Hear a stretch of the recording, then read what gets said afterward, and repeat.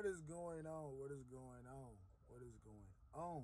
Man, I'm sitting in line waiting to get loaded. Um, Hope all y'all had a good Labor Day weekend. I spent, I got in Friday, so I spent basically Saturday and Sunday working on my truck.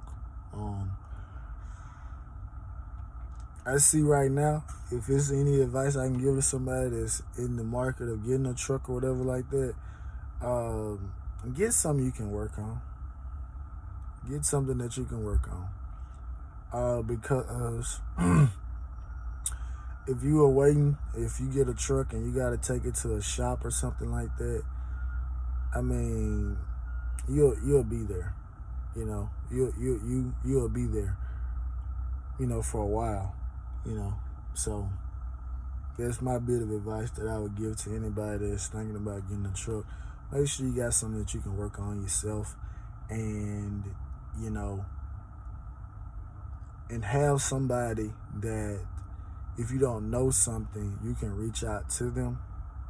Um, get a good rapport, get kind of like a relationship with a mechanic or something like that. Not that type of relationship, but get a relationship with a mechanic so that in a pinch, if they can't get to you, so to speak, or if because there's some guys that do work from home, they know they're not getting paid what they feel like they should get paid at the shop, or maybe they just love what they're doing and they might not get to you, but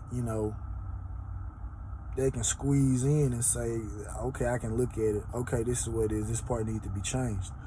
And you as the driver, you make that decision and say, well, yeah, I think I can change that myself. Or is it any advice that you would give? Like, yeah, do this, blah, blah, blah, and do that. And be generous and say, hey, what do I owe you? Because potentially you could have saved me 2 weeks of downtime, just depending on what's going on. And if they decline, just, are you sure? What do I owe you, man? You saved me some time. And if they decline, hey, I get it back, some you'll bring it over here. So, but do that, right? So, earlier in the week, well, technically the end of the week before last, if that makes, if you understand where I'm at, not last week, but the week before that, right? So basically 2 weeks ago, at the end of the week, 2 weeks ago, I had noticed that my truck was making like a distinct ticking noise. I said, what is that? What is it? So the cat mechanic that I found, that is, I've been calling when, recently when something has come up.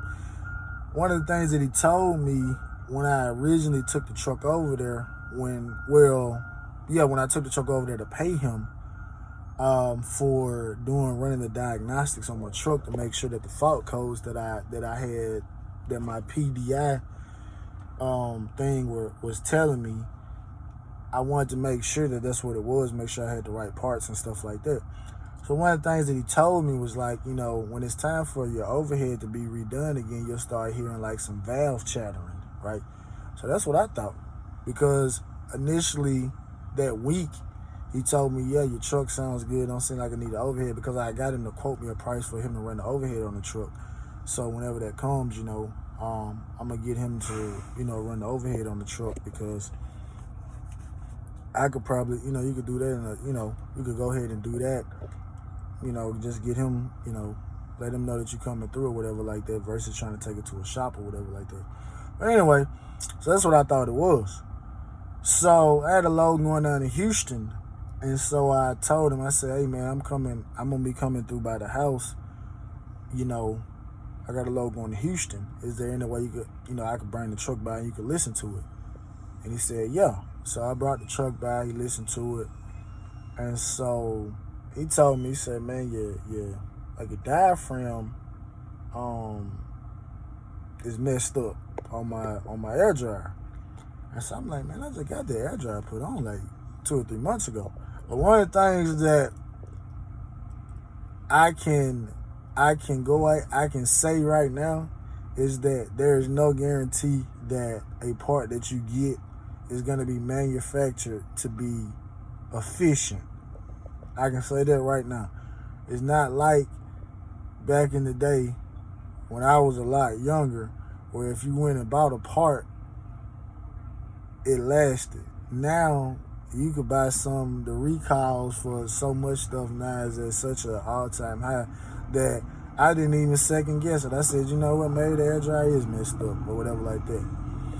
And so he told me, he was like, yeah, your compressor is bad. It's pushing oil.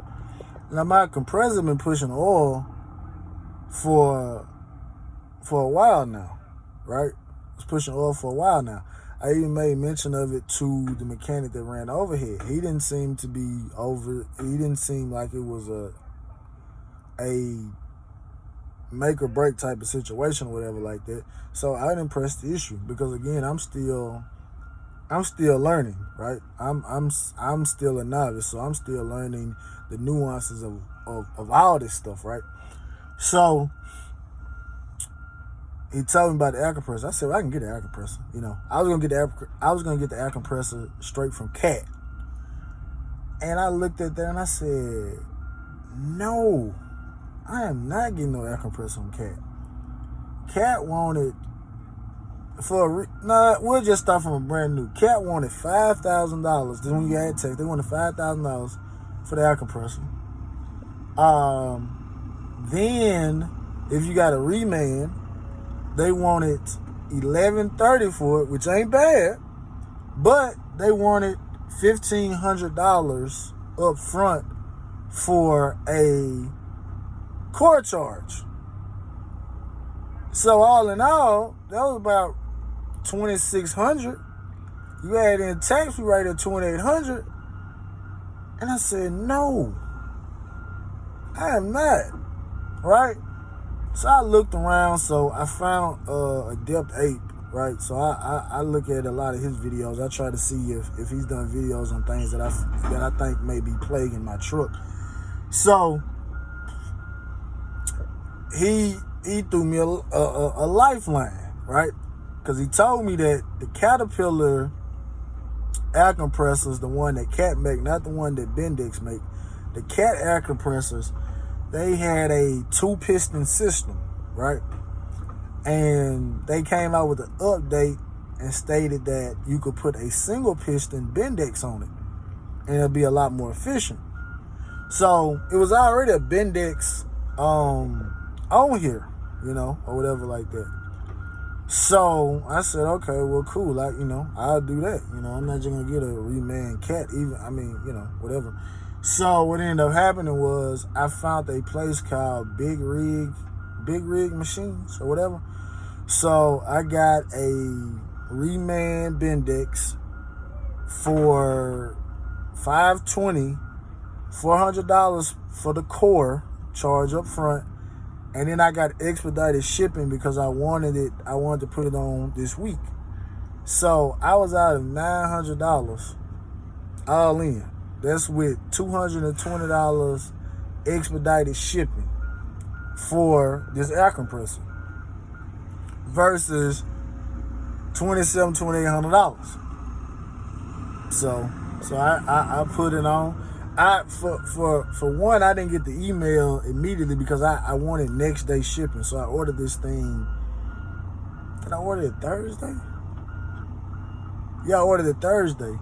And so I got it Friday. So I got it Friday. So that was good. So like I said, I put it on. And one of the things I noticed right offhand is that my air is holding at a higher rate than the old one was, right? So, and I spent the better part of an entire day working on this air compressor, from having to go buy the right tool, having to go buy some stuff because you had to drain all of the coolant out of the compressor. So what ended up happening was I I already had a hose over here that was leaking coolant. So I just drained all the coolant from there. I went to a truck supply store and I got another hose. They told me the blue hoses are the best hoses and stuff like that. They have a higher temperature restraint and they last longer, whatever like that. So I got one of them. And plus I've been thinking about just redoing all of the hoses on the truck anyway. But I haven't done it, because it's a lot of hoses on here, like the smaller hoses, and just to redo all of them and everything like that. So I have all new hoses because the week before last, I ran into an issue where the truck was leaking coolant, and I thought it was a big hose at the bottom, but realistically, it was a small hose coming from the reservoir, and it had just like a little nick in it, and so it was just pouring coolant out.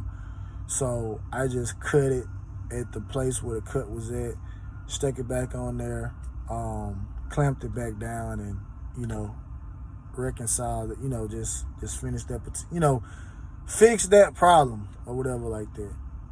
So, but yeah. So as far as like the noise, since I put this air compressor on, I haven't heard that same noise anymore. So I don't know if it was the air compressor doing that the entire time, because like you'll be sitting and it'll be idling and it'll sound like a lawnmower, like it almost like a four-wheeler or something. Like that was the noise it was making. And so, like I said, I went and bought another purge valve, but it's not doing it anymore. So I said, well, I guess I'm gonna have to rock and roll it, with it like that or whatever like that, because I was dead set on changing the purge valve, which I probably still will change the purge valve on it, but I just didn't have enough time to do it because, like I said, I spent the better part of a day Saturday doing it. And then Sunday, I came back out and did some work, but I wasn't so dead set on, working like I did Saturday. But yeah. But like I said, if you get in a truck, make sure you get something that you can work on, because the last thing that you need is to be down for a week or 2 weeks or something like that, trying to take it to a shop, or you don't have like a personal mechanic that you can call. So, but that's that.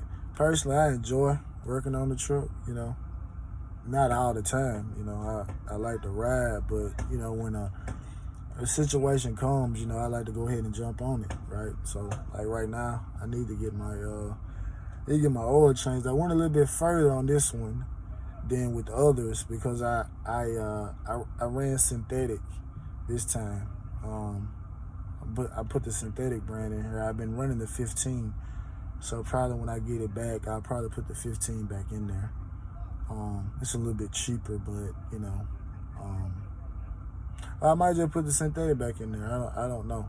I was looking at something. They were saying like the Rotella T6. That's the best oil to put in there. Obviously you can go longer on your intervals, and it doesn't break down as easily as the T4. So I don't know, but it is what it is. Anyway, man, I'll get back with y'all, man.